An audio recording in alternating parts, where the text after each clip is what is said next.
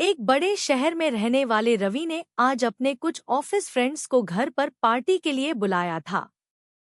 सब दोस्त हंसते बोलते रवि के घर पहुंचे। रवि ने सबका अपनी मां और पत्नी प्रिया से परिचय करवाया। घर का माहौल बहुत खुशनुमा था। सब लोग बैठक में बैठकर बातें कर रहे थे, पुरानी यादें ताज़ा कर रहे थे और हंसी मजाक चल रहा था। तभी बातों बातों में रवि की मां ने रवि के दोस्तों से उनके परिवार के बारे में पूछना शुरू किया। उनका सवाल खास तौर पर दोस्तों की पत्नियों को लेकर था। मां ने रवि के एक दोस्त संजय से पूछा, संजय बेटा, आपकी पत्नी क्या करती हैं? संजय ने मुस्कुराकर जवाब दिया, आंटी जी, मेरी वाइफ डॉक्टर है। वाह, बहुत बढ़िया। मां के चेहरे पर प्रशंसा का भाव आया। फिर उन्होंने दूसरे दोस्त अमित से पूछा, और अमित बेटा, तुम्हारी पत्नी क्या करती है? अमित ने कहा, मेरी वाइफ टीचर है, आंटी जी। अरे वाह, शिक्षक होना तो बहुत अच्छी बात है, मां ने कहा। एक एक करके उन्होंने रवि के सभी दोस्तों से उनकी पत्नियों के प्रोफेशन के बारे में पूछा। कोई इंजीनियर था, कोई बैंकर, तो कोई अपना बिजनेस करती थी। मां सबके बारे में सुनकर संतुष्ट और प्रभावित लग रही थी। उनके चेहरे पर एक गर्व का भाव था, मानो वे इन सक्सेसफुल महिलाओं के बारे में जानकर खुश हों। बातों का दौर खत्म हुआ और खाने का समय हो गया। रवि की पत्नी प्रिया ने बड़े प्यार और मेहनत से खाना तैयार किया था। उसने धीरे धीरे सबको गर्मा-गर्म खाना परोसना शुरू किया। खाना खाते ही दोस्तों के मुंह से तारीफ निकलने लगी। संजय ने कहा, वाह रवि, खाना तो कमाल का बना है। प्रिया भाभी के हाथ में जादू है। अमित बोला, हाँ यार, ऐसा खाना तो बड़े बड़े रेस्टोरेंट में भी नहीं मिलता। बाकी दोस्त भी खाने की बहुत तारीफ करने लगे। प्रिया यह सुनकर मुस्कुरा रही थी। उसकी मेहनत सफल हो गई थी। रवि भी खुश था कि उसके दोस्तों को खाना पसंद आया। तभी तारीफों के बीच रवि की मां ने एक ऐसा वाक्य कहा जिसने माहौल को थोड़ा ऑकवर्ड कर दिया।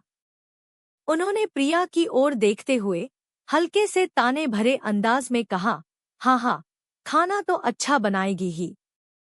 घर पर सारा दिन करती ही क्या है? यही सब तो करना होता है इन्हें। मां के इन शब्दों से कमरे में एक पल के लिए सन्नाटा छा गया। दोस्तों को समझ नहीं आया कि वे क्या कहें। प्रिया के चेहरे की मुस्कान थोड़ी फीकी पड़ गई, पर उसने कुछ बोला नहीं। उसे शायद ऐसी बातों की आदत थी। लेकिन इस बार रवि खामोश नहीं रहा। उसने तुरंत अपनी मां की बात का जवाब दिया और उसके शब्दों में सम्मान और सच्चाई थी। रवि ने अपनी मां की आंखों में देखते हुए कहा, मां, यह मत सोचो कि प्रिया घर पर रहकर कुछ नहीं करती। घर संभालने में बहुत मेहनत लगती है। सुबह उठने से लेकर रात को सोने तक घर में बहुत से काम होते हैं। खाना बनाना, सफाई करना, कपड़े धोना, घर वालों की जरूरतें पूरी करना, सबका ख्याल रखना।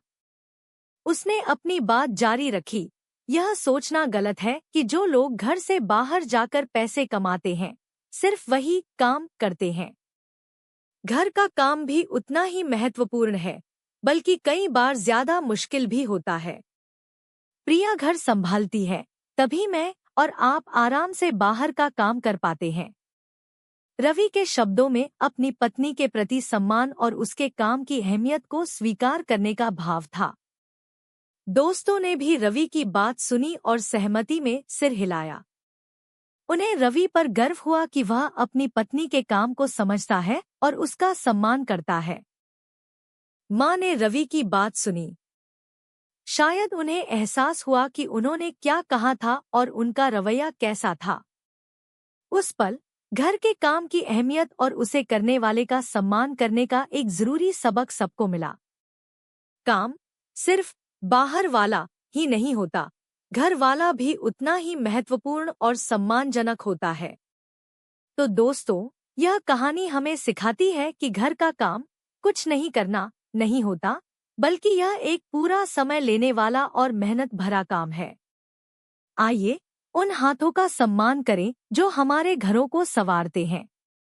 याद रखें, घर संभालने वाला इंसान किसी डॉक्टर या इंजीनियर से कम नहीं होता। हर काम का अपना महत्व है। यह कहानी आपको कैसी लगी? और क्या आपने कभी ऐसा अनुभव किया है जहां घर के काम को कम आंका गया हो? हमें कमेंट्स में अपने विचार जरूर बताएं।